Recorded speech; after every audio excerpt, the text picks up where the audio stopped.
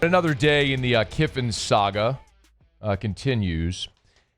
I wish we were nearing an end. Doesn't feel like that's necessarily the case. We're certainly closer to a resolution today than we were a day ago. That's just physics. So here's the latest. Here on Thursday over at LouisianaSports.net, we reported something we've been working on for more than 48 hours now. Lane Kiffin is set to meet with Ole Miss Athletic Director Keith Carter on Friday to discuss at length his future at Ole Miss. And there are two key components of this meeting. One is Keith Carter wants clarity from Kiffin on what he's thinking, what he's going to do. It's not an ultimatum, as was reported last week by Stuart Mandel. I think by now a lot of people have debunked that as maybe the verbiage was a little too strong, but Ole Miss wants clarity from Kiffin. And from Lane Kiffin's side, what he wants very clearly now is he wants clarification on a comprehensive NIL plan at Ole Miss for the next phase of the Ole Miss era.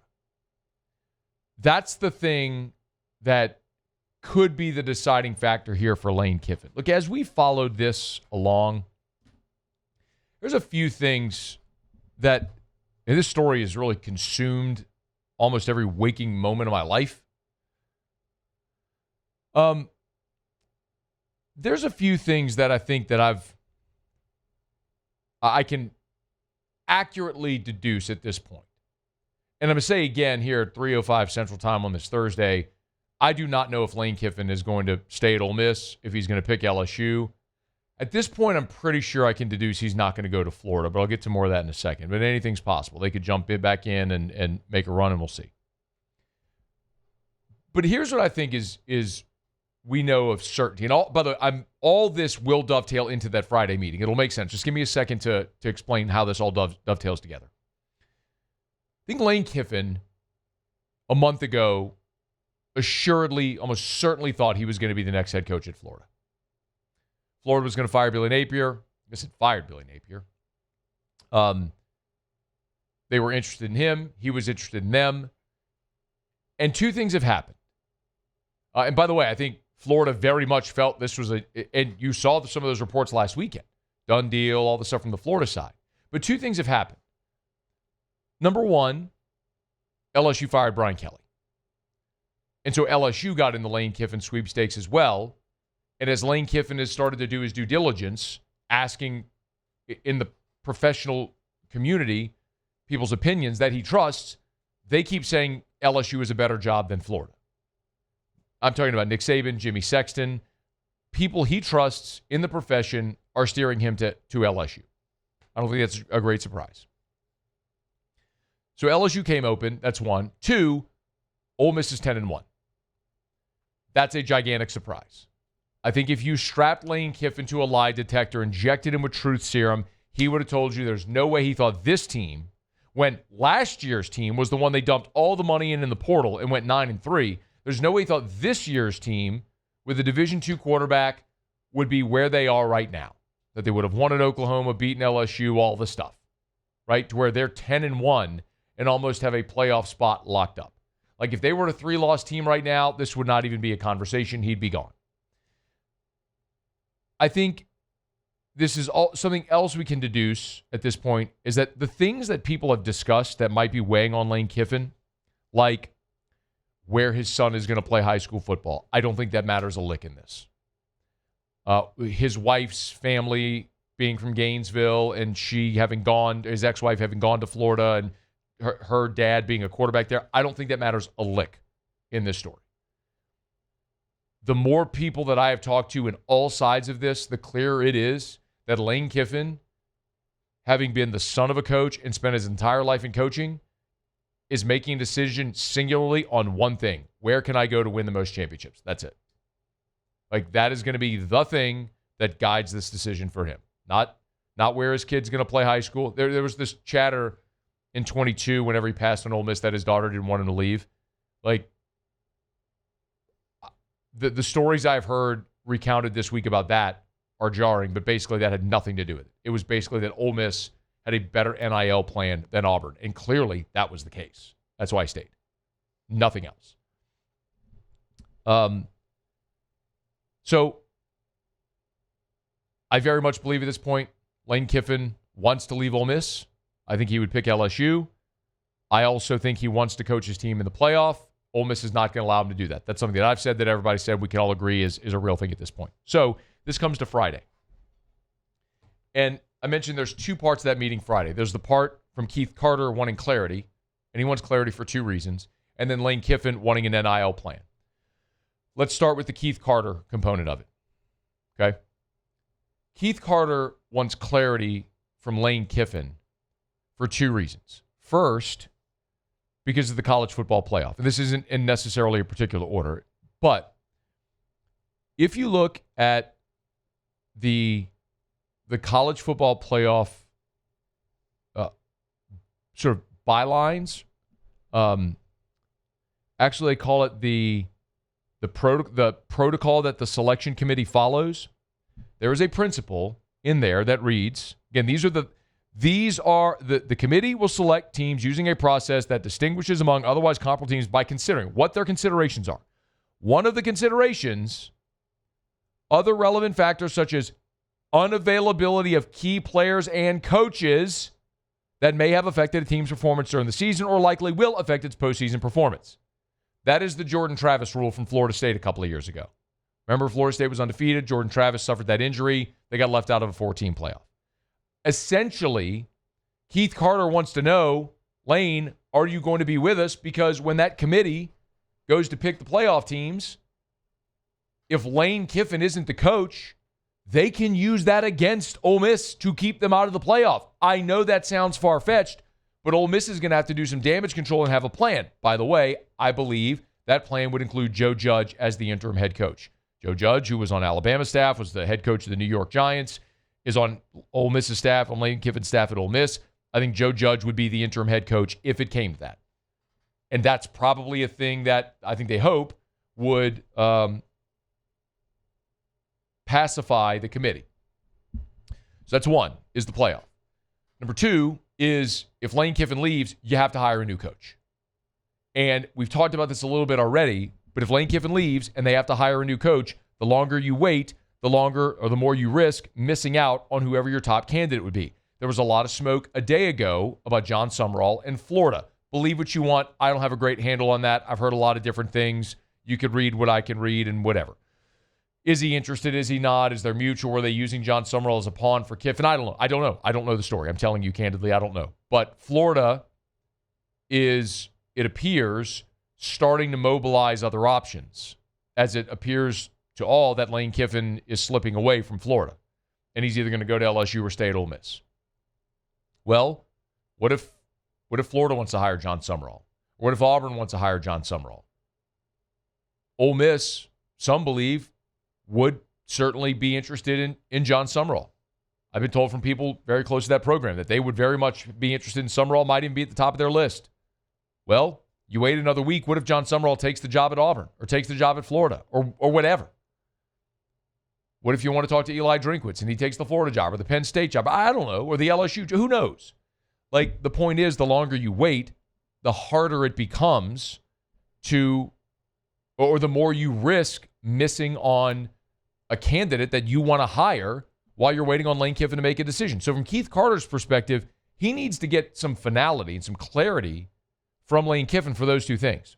Now, the other part of it is what I alluded to, and I think this is just as big a part of that Friday meeting that's going to take place in Oxford with Lane Kiffin and Keith Carter, and that's the financial side of things that Lane Kiffin is interested in. The Lane Kiffin part of this is that wherever he goes, he wants to know what the plan is in this next era of NIL. Play this through with me, okay? We could argue that there is no program in the country that was more aggressive on the front end, at the beginning, onset, in NIL and portal than Ole Miss. Lane Kiffin, the self-described portal king. Ole Miss built up the Grove Collective, funded it, and built their rosters through portal NIL, right? They were one of those programs that historically can't compete with the Blue Bloods at the highest level, but NIL leveled the playing field like it did for places like SMU and Texas Tech and others, and Ole Miss is in that number, and few did it as well. Well, July 1st rolls around, and this is the rev share era. So remember, part of the House settlement, collectives can no longer just pay student athletes. NIL had become pay for play. You want Ole Miss, you want to go get Walter Nolan? Great. Just pay him, dump a bunch of money in his bank account, and he's going to come play for the Rebels. Can't do that anymore. Every deal over $600 has to go through the NIL Go clearinghouse managed by Deloitte to determine if it's fair market value.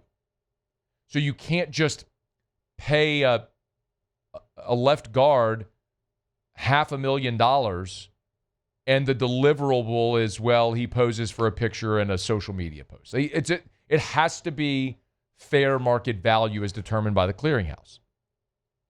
And from Lane Kiffin's perspective, his fear, as it's been explained to me, is that this clearinghouse is going to cause everything to revert to the old way, where it gives the powers back to the Blue Bloods, where things like facilities and coaching budget and staff and all of those things matter more. A recruiting base, all of that matters more than fundraising for NIL because you can't just pay through a collective anymore. What you can do, and remember, there's revenue share, which is level across the board. Every school can spend $20.5 million across all their sports to share revenue with their student athletes. Now, in most major programs, football is going to get 75% of that, roughly $14-15 million. Okay, so across the board, everyone's got that $14-15 million. Every school is trying to figure out, how do we funnel money to our student athletes on top of that $14-15 million? And that is the true third-party NIL that goes through the clearinghouse. And everybody's trying to figure out, how do we make that work? Is that money that's donated by boosters that's then given to a business, the local car dealer, whoever it may be, who then does the NIL deal with the quarterback, so to speak? Is that understand? So all that to say, Lane Kiffin wants to know from Keith Carter, what is the plan for the next era of NIL? We can't just have the Grove Collective go write checks to our players anymore. So what do we do? What are we doing? What is the plan moving forward so you can compete? Because Kiffin is not in again, this is abundantly clear to me. He is not making this decision because his wife went to Florida or his son plays football at Oxford High. That is not going to be the thing that drives this decision. He is the son of a coach. He is a lifelong football coach. He is going where he can win, and he wants to win championships, and it's about winning championships and legacy. Every person to a man that I have spoken with over the last 2 weeks about Lane Kiffin, they all say the same thing. He is a gigantic narcissist. He only cares about himself. He wants to win. I know that sounds harsh, but it's harsh hearing it from people as well. Now, I don't know Lane Kiffin. I'm just referring to you, relating to you, conversations I've had with people that know him. People that would consider him a friend say this. But I don't. All I know about Lane Kiffin is I've interviewed him on the show, had him in press conferences, media days. I've never sat down and had a meal with Lane Kiffin. I've never had a one-on-one conversation. So I can't give you a firsthand account. I'm just sharing what I've heard from too many people. He's not the guy that's going to glad hand. He's not going to shake hands, kiss babies. He's not going to be great with boosters. Any of that stuff. He doesn't want to go to your fundraiser. He's awkward on camera, on mic. All those things are true about him. We know he's great on Twitter. But he can coach football and he can win. And as long as you win, all that other stuff can be forgotten. But this decision is going to be made about where he can go to win. And LSU's pitch is going to be, we'll have money for you. We'll have whatever resources you want. And oh, by the way, we've won championships here before. The place where you are, they've never done it. They can promise you NIL and this structure and whatever. They've still never done it. You did that last year. You went 9-3. By the way, the greatest coach or the greatest team in the history of college football was coached by Ed Orgeron, who you know well. Who's a better coach, you or Ed Orgeron? How do you think that answer is going to be for Lane Kiffin? So those are the types of things that he's weighing in this instance. Lane wants to see a clear path forward in the NIL era, and we'll see what Keith Carter is able to present to him on Friday. Now, the next question everyone should be asking is, okay, they have this meeting on Friday, so we can have an answer on Friday? Maybe not, because I don't think the report about the ultimatum and that deadline, I don't think that was accurate. It doesn't sound to me like they have given Lane Kiffin an ultimatum, a hard and fast deadline. Like, you have to let me know by 10 a.m. Saturday. I don't think that's the case. They're going to meet on Friday, see how that goes, and then based on the results of that meeting, Lane Kiffin will make a decision. Maybe he makes it impulsively Friday. Maybe he sleeps on it, makes it Saturday. Maybe he plays it out through the weekend. What I know is that Lane Kiffin wants this to drag out as long as possible because he wants to keep coaching this team. If he could make this decision after the season, it would be easy. He'd coach the season. They'd lose somewhere along the way in the playoffs, and he'd leave, like Kalen DeBoer did when he left Washington after getting to the national championship game for Alabama. He left for a better job where he'd have more resources and the opportunity to win long term. Not a flash in the pan once every so often, get on this magical run because you had Michael Penix and so on. Where can you win consistently? Lane Kiffin would be gone. The timing of it is what's challenging here. So I think what will happen is if Lane Kiffin decides he is staying, at Ole Miss, they will put this extension that's been on the table, they will put it in front of his face, he will sign it, and they will make an announcement sometime next week that Lane Kiffin is staying. If you do not see that, the longer this goes on, the indication is he's leaving. And he will be leaving for Baton Rouge. And from the Ole Miss perspective, I think they would very much like for that news not to get out until after the Egg Bowl. However, if Lane Kiffin indicates that he is not staying at Ole Miss, that would suggest that he's leaving for LSU. And if that's the case, he would have to let Ole Miss know that he's not staying and LSU know that he's coming. And if you think that news is just going to get buried for another week, got another thing coming. So I don't know how this continues to get suppressed. I don't know how Ole Miss continues to be patient, given why they need an answer. And similarly, at some point, LSU is going to have to know, are you in or out? I don't suspect that LSU wants to spook him. I'm certain they're willing to wait for him. But I think they would really like to have something signed and binding to know that he is coming. Will he do that? I don't have the answer to that. Everyone wants to know, is Lane Kiffin coming? I don't know. I'm telling you right now, I do not know the answer to that question. I think he has three really good options. He could stay at Ole Miss. He could take the LSU job. He could take the Florida job. He has three really good options. And I think in his heart of hearts, he still has not yet decided what he's going to do. I think he is preparing for the likelihood of any of them. That's why he sent his wife down to Gainesville. That's why he sent his family to Baton Rouge. That's why you've heard a lot of conversations about schools and a lot of other different things that are making their way around. And there's some morsels of truth and validity to all that because they're preparing for a likelihood of any three possibilities. But that doesn't mean a decision has been made. And as of this very moment, I do not believe he's made a decision. And LSU is going to continue to wait. Now, it is also worth noting that LSU has a Board of Supervisors meeting on Friday that was already scheduled. And this is something very likely where they'll discuss Brian Kelly's buyout and likely a contract for the new coach or contracts for potential coaches. As I understand it, those conversations will happen in executive session. That's behind closed doors, so it's not part of the public record. So reporters will not be allowed to be in the room for those conversations. But you better believe after those conversations happen, some of the who, what, where, when, why, how will leak out. We'll hope to have that on Friday as well. Friday will be a pretty pivotal day in the Lane Kiffin saga. And every day that passes, we're one day closer to finality. Hey, thanks so much for watching. Please leave your comments. I love to interact. and be sure to hit the red subscribe button below.